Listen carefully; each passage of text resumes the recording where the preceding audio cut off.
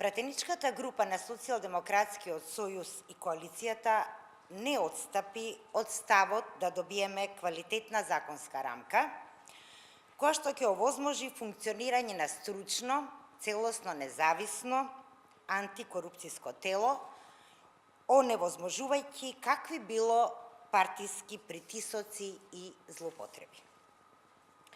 Новата Државна комисија за спречување на корупцијата и судирот на интереси добива сериозни проширени надлежности во контролата на финансирањето на политичките партии и во време на изборната кампања, но и во она што значи редовно финансирање на политичките партии.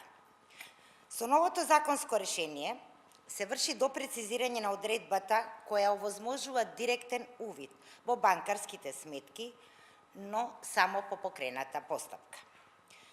Се овозможува увид во базите на податоци на 17 институции, меѓу кои што се Министерството за внатрешни работи, Управата за јавни приходи, Катастарот, Царината, Централниот регистар и така натаму. Мора да се нагласи дека за прв пат во историјата на Република Македонија ќе имаме јавно интервју на кандидатите, кој ќе се пренесува на собранискиот канал.